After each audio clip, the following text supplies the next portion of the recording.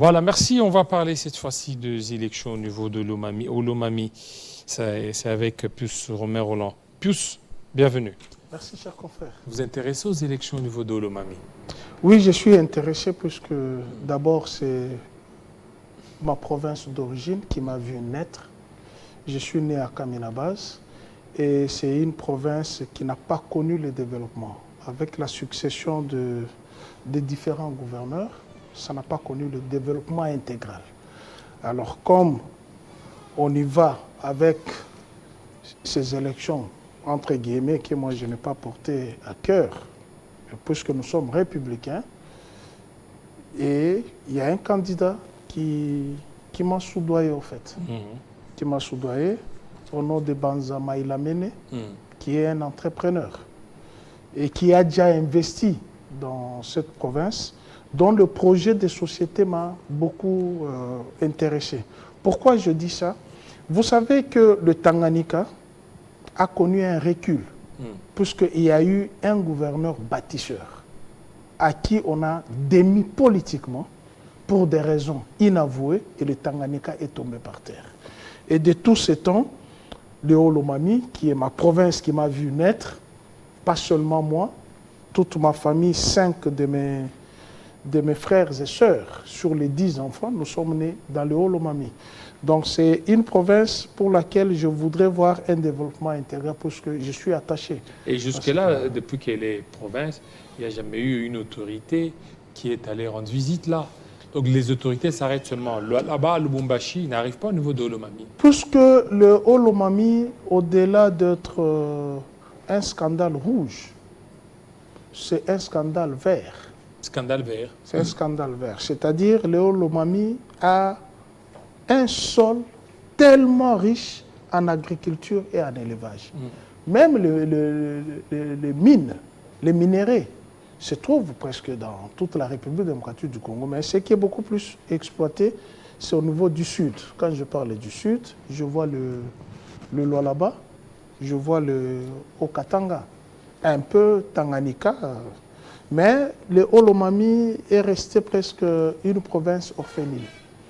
Voilà pourquoi je voulais accompagner ce projet de société que j'ai lu dans les différents domaines. Vous avez par exemple dans le secteur agricole, où le candidat Banza Maïlamene, qui a fait preuve de l'agriculture, de ses fermes. Je vous ai envoyé les vidéos d'ailleurs. Vous avez vu la production, donc amener une agriculture industrielle. Et c'est pourquoi il se propose, s'il est élu gouverneur de cette province, il va faire du ministère de l'Agriculture son ministère clé, puisque l'argent est dans l'agriculture. D'ailleurs, pour paraphraser le chef de l'État Tshilombo, il avait dit il faut faire la revanche du sol sur le sous-sol. Sur le sous-sol. Alors, quelles sont ses chances aujourd'hui? Parce qu'aujourd'hui, pour réussir et gagner aux élections de gouverneurs, il faut avoir une base, une assise. Est-ce que lui, il a quelle assise? Il a une assise d'abord populaire de tous les Haut-Lomamiens et toutes les Haut-Lomamiennes qui les portent à cœur. Et il a aussi, je peux dire, à 80% de l'accompagnement de députés provinciaux qui croient en ces projets des sociétés. Là, on a parlé du secteur agricole. Il y a le secteur de l'éducation, où il a eu à faire preuve en distribuant plus de 450 000 cahiers et kits scolaires aux enfants dans le territoire de Haut-Lomami. Vous avez par exemple, dans le secteur de l'énergie, où il est porteur d'un projet pour la construction d'un barrage hydraulique dans ce secteur. Vous savez que le développement sans électricité, il ne faut absolument rien. Il a ce projet-là avec ses partenaires qui vont l'accompagner. Vous avez par exemple le secteur de mine, de la santé, où il est, je préfère lire ce qu'il est écrit, où il gère une pharmacie, une firme pharmaceutique représentée à Lubumbashi, à Goma, Bukavu. Donc, ces domaines clés peuvent faire de lui un bon manager au gouvernorat du Haut-Lomami, puisque cette province est tellement restée en déphasage, comme vous avez dit d'ailleurs en luminaire, qu'aucune autorité ne s'intéresse à cette province. Donc il faut qu'il y ait un management entrepreneurial pour ramener à l'autorité de regarder, de jeter un coup d'œil. D'ailleurs, lorsque j'ai eu un échange avec lui, il m'a dit, je pense que sa gouvernance ne sera pas tournée à tendre la main vers Kinshasa. Il faut produire localement. Il faut produire. Il faut produire localement. Il a ce management-là de produire localement. Et ce qui fait que moi, personnellement, d'ailleurs, je vous ai intéressé à ce projet.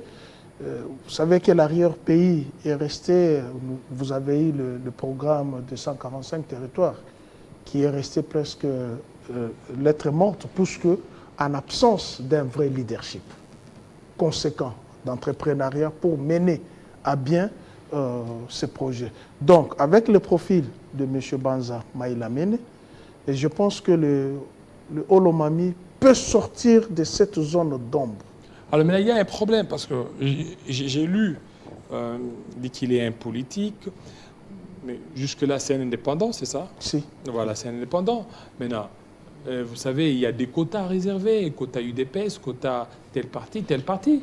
Et lui, en tant qu'indépendant, vous voyez que les élections actuellement, il faut avoir une assise politique. Je répète, je reviens encore sur cette question, mais est-ce que vous ne voyez pas que ces chances sont de plus en plus, de moins en moins? C'est ça justement ce qui freine le développement lorsque on se tourne vers la coloration politique.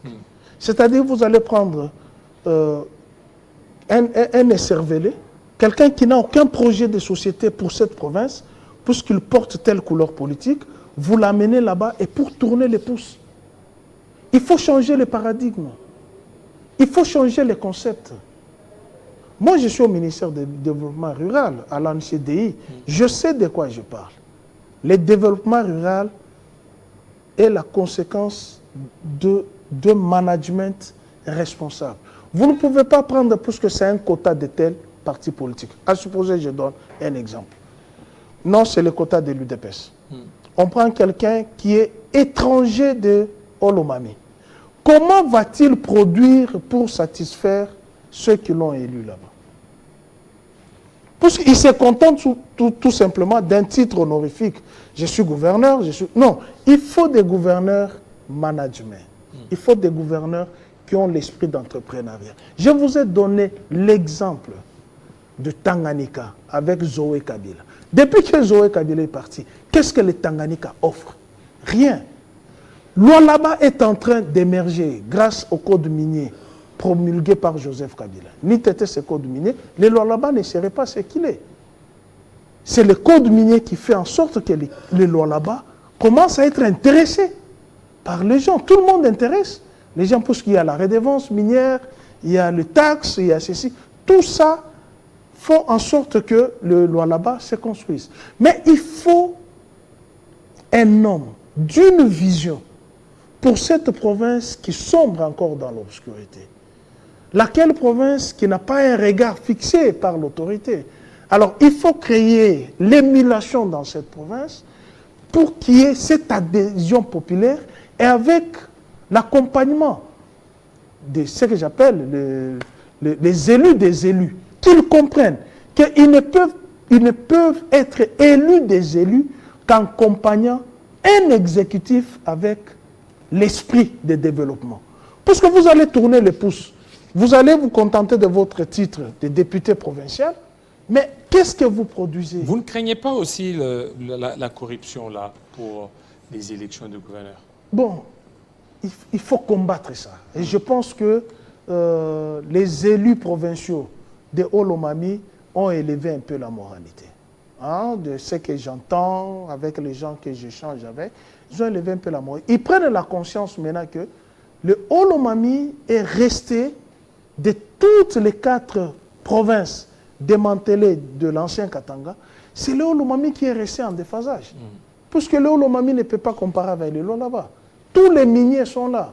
Le Haut-Lomami ne peut pas comparer avec Tanganyika des Zoé. Zoé a construit. Il ne peut pas comparer non plus avec le Haut-Katanga, avec Lubumbashi, Alors, il faut qu'ils prennent cette mesure-là, de choisir l'homme qu'il faut à la place qu'il faut, pour mener à bon port le développement, puisque le développement qui sera amené dans cette province ne sera pas le développement pour une seule catégorie de personnes. Je vous ai dit, en échangeant avec lui, il a dit qu'il va faire du ministère provincial de l'Agriculture un cheval de bataille. Permettre même aux membres qui seront de son gouvernement provincial, y compris les députés provinciaux, que chacun ait au moins 100 hectares pour produire. Parce que sans la nourriture, les vêtements ici, je peux en avoir pendant 2 mois.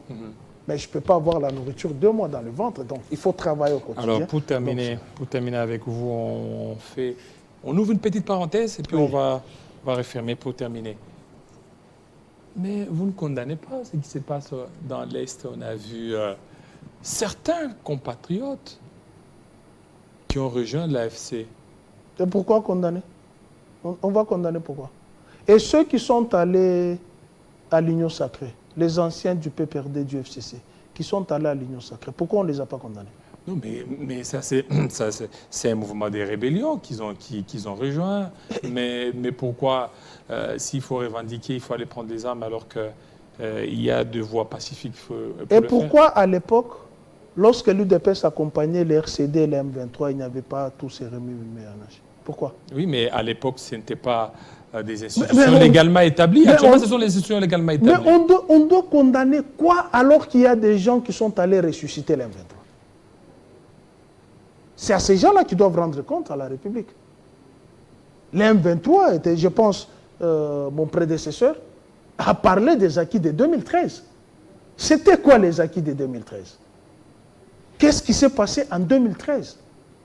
Le 15 novembre 2013, le M23 a cessé d'être un mouvement rebelle, vaincu par Joseph Kabila, dont son arsenal confisqué. C'est ça ce que le chef de l'État avait dit. Mais qui a invité les M23 ici, à Kinshasa, pendant 14 mois? C'est Gilbert Kankonde, non? Le chef de l'État lui-même l'a dit. Il ne savait pas que son ministre de l'Intérieur avait invité les rebelles ici. Et il y avait une somme de 1 335 000. C'est pas une raison d'aller... Non, c'est une raison. C'est pas une raison d'aller... Non, c'est une raison. Parce que les M23 n'avaient plus d'existence. N'avaient plus d'existence. Même ceux qui ont été poursuivis en justice par l'ancienne administration de Joseph Kabila. Mais ils ont été libérés ici, non? En Dolo. Il y a la lettre de Claude Dubalanki qui avait écrit à l'auditeur supérieur de suspendre les poursuites judiciaires contre les éléments d'M23. Est-ce que c'est Joseph Kabila qui avait pris Roger Lumbala pour faire de lui le porte-parole du M23? Non, on doit être sérieux. De quoi nous parlons? Lorsque vous ne savez pas gérer la République, la meilleure des choses, c'est de démissionner.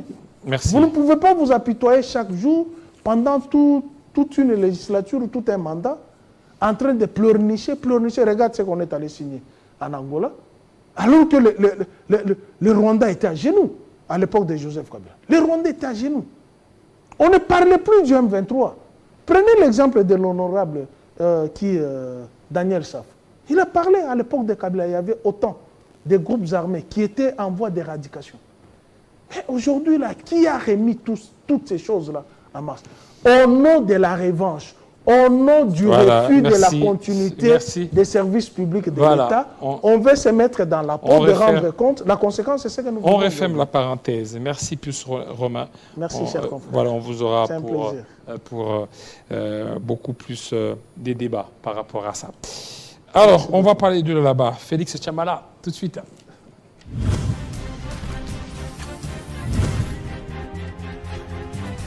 On ne les voit même pas sur le plan médiatique en train d'aider le président Tshisekedi. Beaucoup ont pillé, ont volé. Ils voyagent calmement, anonymement, personne ne les connaît.